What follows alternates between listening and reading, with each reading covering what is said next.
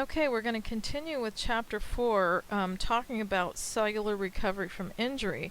So, of course, we're talking about recovery in the peripheral nervous system, and we will go into the central nervous system a little bit more later and why it doesn't recover as well. But, so you can have injuries that damage or sever axons, and they can cause degeneration, but they might not result in cell death. So some neurons have the ability to regenerate an axon, which is called sprouting. But injury to an axon or an injury that actually destroys the cell body of the neuron leads to death of the cell.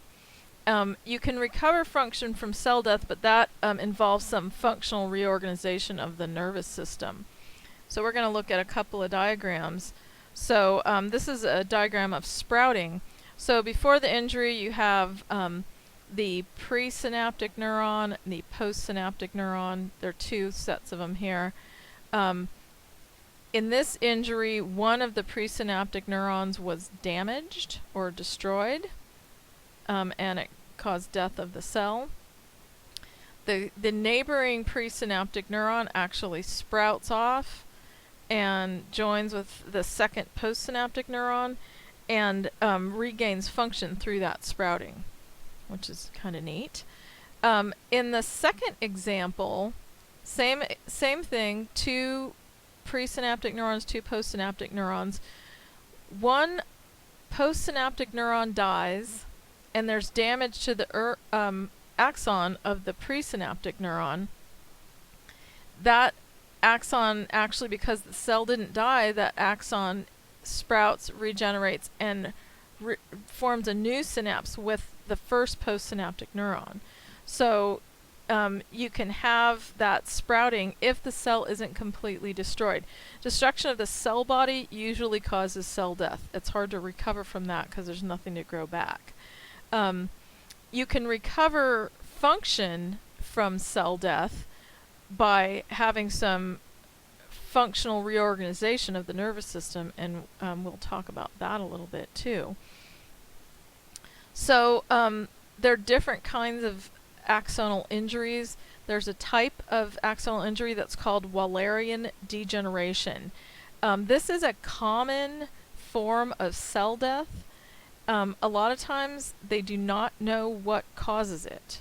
So in Wallerian degeneration, they have what's called chromatolysis of the cell body, which is where the cell body begins to become deformed in some manner, and then it undergoes a degenerative change, and it can lead to cell death.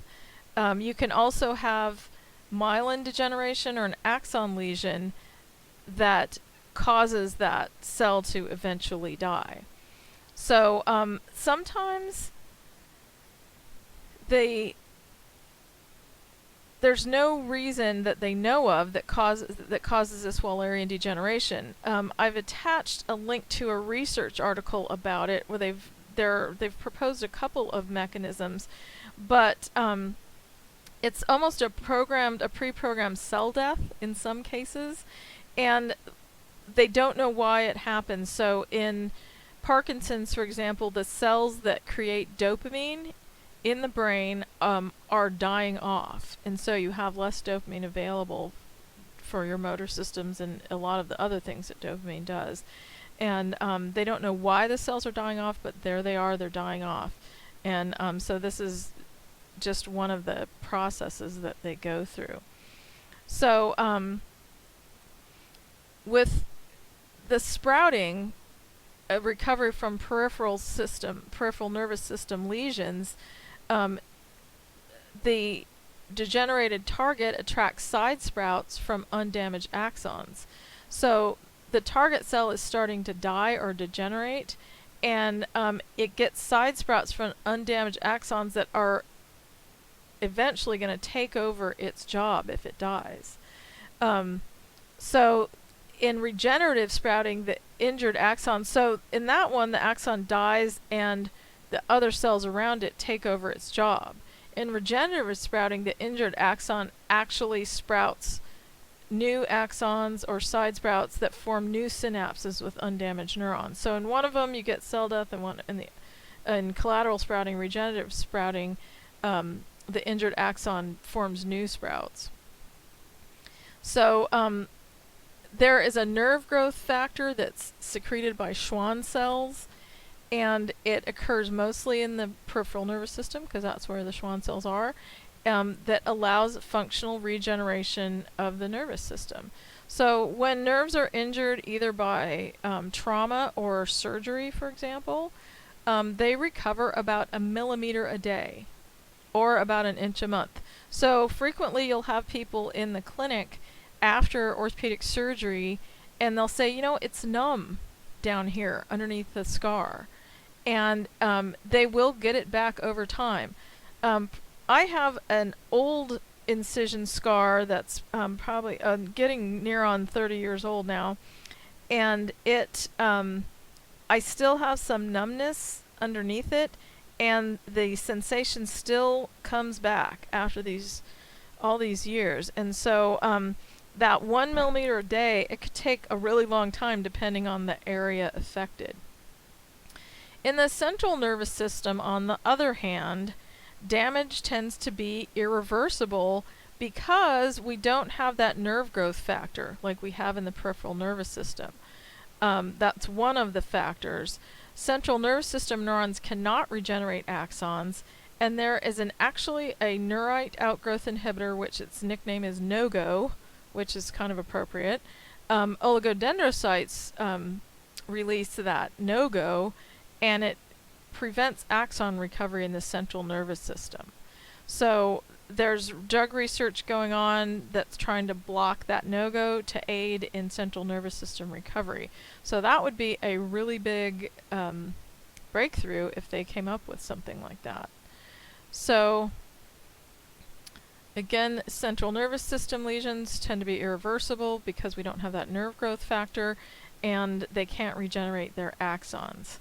So you can get some synaptic changes following injury.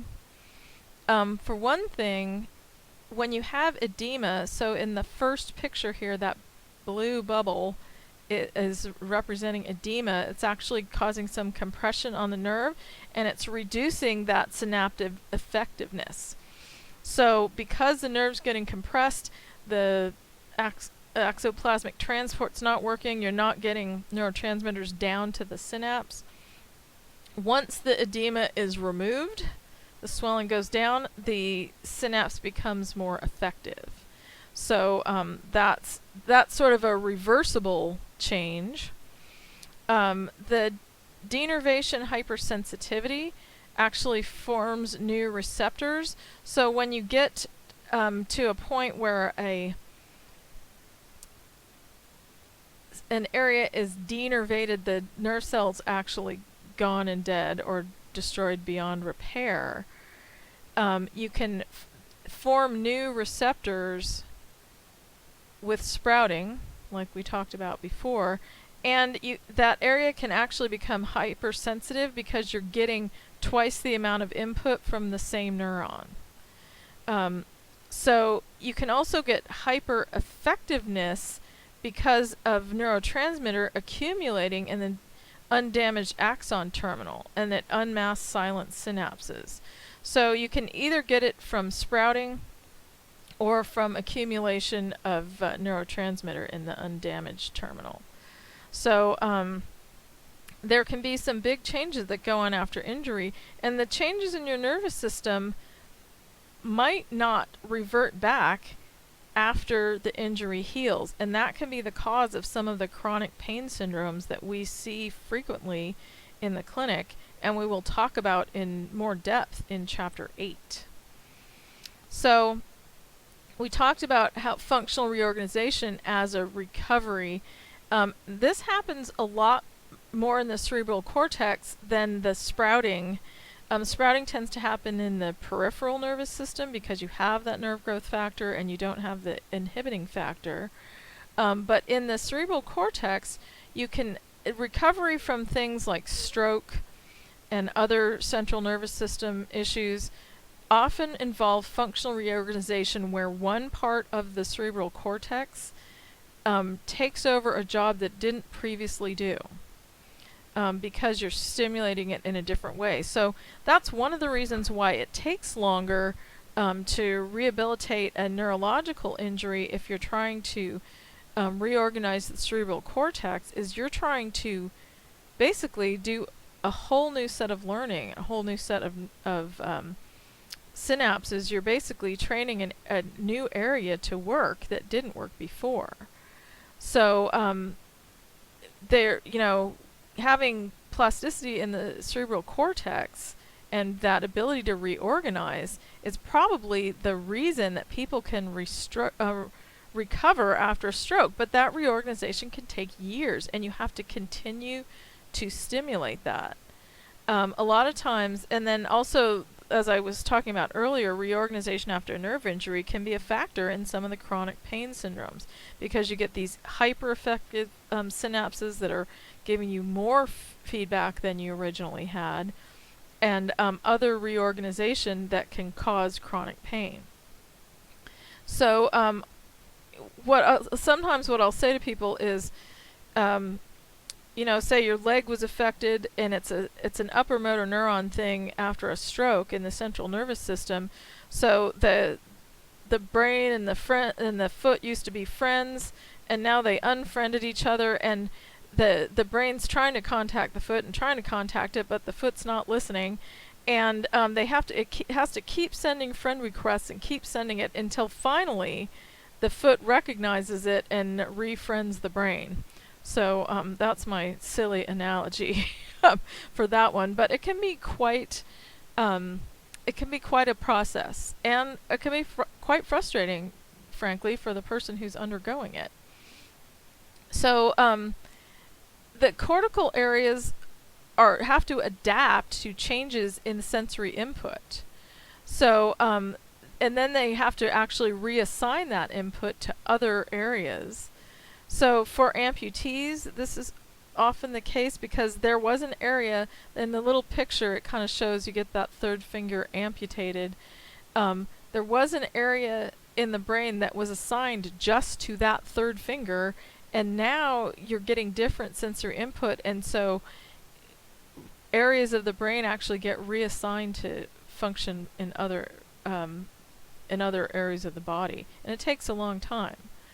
So they've done functional MRI studies that shows that blind people actually use their visual cortex rather than their sensory cortex when they're reading Braille, which is pretty interesting, because you would think, oh, they're feeling bumps on the page, they should be using their sensory cortex, but their brain's actually reorganized, so they're using their visual cortex for doing it.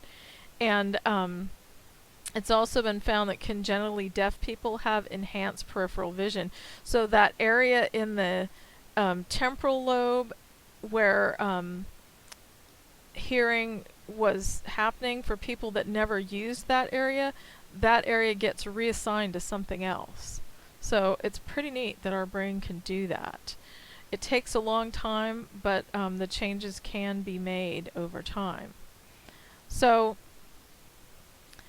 the changes in neurotransmitter release, if you repeatedly stimulate certain somatosensory pathways, you can cause increases in inhibitory neurotransmitters and decreases the sensory cortex response to overstimulation.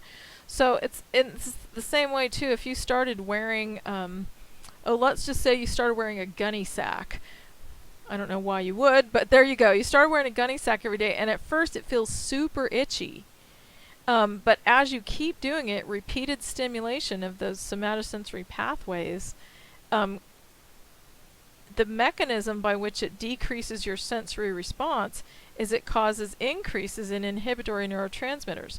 So you're being overstimulated by that rough clothing, and you repeat that stimulation, and eventually you develop enough inhibitory neurotransmitters to decrease the amount of response you're getting. So an understimulation can have the opposite opposite effect, causing the cortex to be more responsive to weak sensory inputs. So it's the same thing if you're used to working and maybe studying in an environment with loud noises. They're not going to bother you, but if you're used to studying in a silent place and you're in a place with a few noises, they're probably going to drive you nuts. So understimulation or overstimulation can change that neurotransmitter release in your brain. So we talked a little bit in the earlier chapter about stem cells, but they've found that stem cells are involved in brain remodeling following neurological injury. So those precursor cells, which can develop either into a neuron or into a support cell, they migrate towards the ischemic area after a stroke. And a lot of the cells that get there don't survive, possibly because of inflammation, but some of the ones can actually be involved in that brain remodeling, which is pretty cool stuff.